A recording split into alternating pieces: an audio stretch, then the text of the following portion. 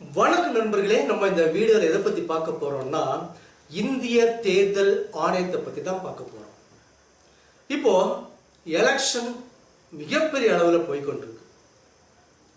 இந்த எலெக்ஷனை நடத்துவது யார்? இந்திய தேர்தல் ஆணையம். இந்த இந்திய தேர்தல் ஆணையம் என்பது இந்தியாவில் இருக்கின்ற எல்லா மாநிலத்திலையும் தேர்தலை சுதந்திரமாகவும் நியாயமாகவும் நடத்தக்கூடிய ஒரு அரசியல் அமைப்பு.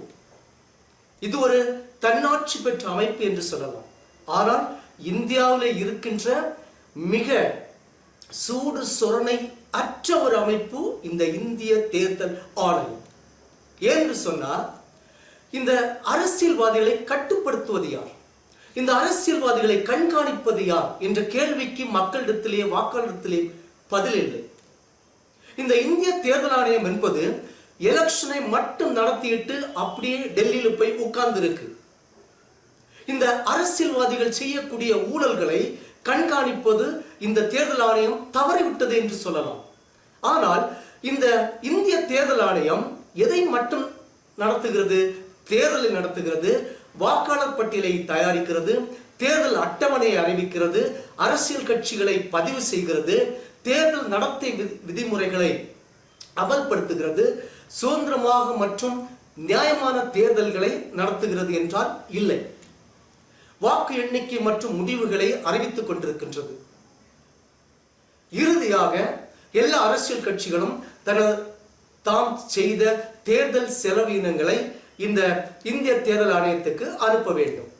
அதை கூட சரிபார்க்க தவறுகிறது இந்திய தேர்தல் ஆணையம். ஆனால் தேர்தல் தேதி அறிவித்த உடனே மிகவும் பெரிய கெட்டிக்காரத்தனமாக என்ன செய்கிறது தெரியுமா? வாக்காளர் விழிப்புணர்வு நிகழ்ச்சிகளை நடத்துகிறது. இந்திய ஜனநாயகத்தில் மக்களுக்குள்ள உரிமை, வாக்குரிமை என்றெல்லாம் பீற்றிக் கொண்டிருக்கிறது. ஆனால் இந்த அரசியல்வாதிகளை ஏன் இவர்கள் கண்காணிக்கவில்லை? ஆனால் நமது இந்திய நாட்டிலே அனைத்து அரசியல்வாதிகளும் கோடீஸ்வரர்கள். ஆனால் வாக்காளர்கள் தான் பாவம். எல்லாரும் அன்றாடம் உழைத்து பிழைத்து சம்பாதித்து வாழ்பவர்கள். இந்த இந்திய தேர்தல் ஆணையம் இந்த எலெக்ஷனுக்கு என்ன விதிமுறைகளை இதுவரை வகுத்தது என்றால் இல்லை. இது அரசியல்வாதிகளுக்கு மட்டும் சாதகமாக விதிமுறைகளை உருவாக்கி கொண்டிருக்கிறது இந்த தேர்தல் ஆணையம். மாறாக வாக்காளர்களுக்கு எந்த சாதகமும் இல்லை. இப்போது இருக்கின்ற விதிமுறைகளும் கட்டுப்பாடுகளும் இந்த எம்எல்ஏக்களையும் எம்பிக்களையும் ஒன்றும் செய்யாது, கட்டுப்படுத்தாது. அவர்கள் மனம் போன போக்கிலே சென்று ஊழல் செய்கின்றனர். ஜெயித்த பிறகு மக்களை திரும்பி கூட பார்ப்பதில்லை.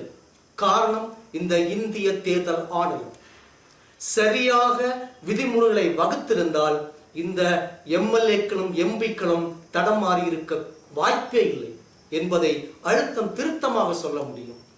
ஆக இப்போது இருக்கிற நிலவரப்படி இந்த எலெக்ஷன் கமிஷன் என்ன செய்யுதுன்னா, எலெக்ஷனை மட்டும் அறிவிச்சிட்டு பெரிய சாமர்த்தியமாக போய் டெல்லியில போய் படுத்து தூங்கி கொண்டிருக்கிறாங்க. இது தவறு. இந்த இந்திய தேர்தல் ஆணையம் 1950ஆம் ஆண்டு ஜனவரி 25ஆம் ஆண்டு தொடங்கப்பட்டது. இந்த இந்திய தேர்தல் ஆணையத்தின் தலைவராக ஒரு தலைமை ஆணையர் இருப்பாரு. அவருக்கு உதவியாக 2 ஆணையர்கள் இருப்பார்கள், அதாவது தேர்தல் ஆணையர்கள் இருப்பார்கள். இந்த 3 பேரையும் இந்திய குடியரசுத் தலைவர் நியமிக்கின்றார். இவருடைய பதவிக்காலம் 65 வயது அல்லது 6 ஆண்டுகள். ஆனா இதுல என்ன கொடூரம்னா, இப்ப இருக்கின்ற 3 வட இந்தியர்கள். ஆனால் இந்தியா என்பது மிகப்பெரிய நிலப்பரப்பு கொண்டது. இந்தியாவை ஆள்பவர்கள் வட இந்தியர்களாகத்தான் இருக்கின்றார்கள். இது தவறு. தென்னிந்தியர்களுக்கும் வாய்ப்பு வழங்கப்பட வேண்டும். தென்னிந்தியாவில் வாக்காளர்கள் மட்டும் இருந்தால் போதுமா? ஆள வேண்டாமா? ஆக இந்த இப்போ இருக்கின்ற நிலவரப்படி சட்டப்பேரவை தேர்தலுக்கு, அதாவது எம்எல்ஏ ஒரு எலெக்ஷனுக்கு 29 லட்சம் செலவிடலாம். மக்களவை தொகுதிக்கு 70 லட்சம் செலவிடலாம். இதே ஒரு ஊழல் தேர்தல் ஆணையம் விதிமுறைகளை வகுத்து கொடுத்திருக்கிறது. நீங்கள் எலெக்ஷனுக்கு முன்னாடியே ஊழல் செய்யுங்கள் என்று. அப்போ ஒரு எம்எல்ஏ 29 லட்சம் தனது தேர்தலுக்காக செலவிட்டால் அவர் ஜெயித்த பிறகு எத்தனை லட்சத்தை எடுப்பார், திருப்பி எடுப்பார்? இந்த 29 லட்சம் 29 கோடியாக மாறலாம். அதனால்தான் இந்த எம்எல்ஏக்களும் எம்பிக்களும் ஊழல் செய்கின்றனர்.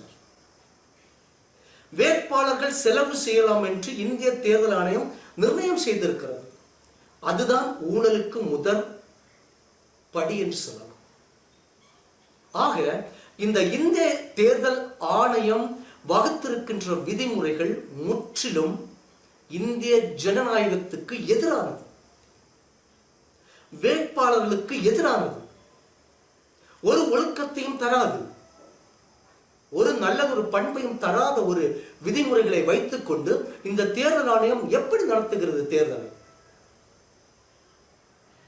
இந்த தேர்தல் ஆணையத்தில் இருக்கின்ற 3 பேரும் IAS பாஸ் செய்தவர்கள். இவர்களுக்கு இந்த IAS அந்தஸ்து கொடுத்தது யார்? ஒரு அறிவும் இல்லாமல், ஒரு விதிமுறைகளையும் வகுக்காமல் வேட்பாளர்களுக்கு இவ்வளவு சலுகைகள் கொடுக்கின்றீர்களே, உங்களுக்கு யார் அதிகாரம் கொடுத்தது? நிலவரப்படி வேட்பாளர்கள் தங்கள் தேர்தலுக்கு எந்த வாக்குறுதிகளையும் தருகின்றனர். இந்த தேர்தல் வாக்குறுதிகளை தருவதற்கு முன்னதாக தேர்தல் ஆணையத்திடமிருந்து அப்ரூவல் வாங்கியிருக்கின்றீர்களா என்பதை கூட தேர்தல் ஆணையம் கவனிக்க தவறிவிட்டது. ஒவ்வொரு அரசியல் கட்சிகளும் தன்னுடைய மனம் போன போக்கிலே இஷ்டத்துக்கு தேர்தல் வாக்குறுதிகளை அள்ளி வீசிக் கொண்டிருக்கின்றன. இதற்கு யார் பொறுப்பு? இதை கண்காணிப்பது யார்? தேர்தல் ஆணையம். இதை கட்டுப்படுத்துவது யார்? தேர்தல் ஆணையம். ஆனால் இப்பொழுது தேர்தல் ஆணையம் என்ன செய்து கொண்டிருக்கிறது? வெறுமனே தேர்தல் தேதிகளை மட்டும் அறிவித்துக் கொண்டு சும்மா தேர்தலை நடத்தி கொண்டிருக்கிறது. இது முற்றிலும் தவறு.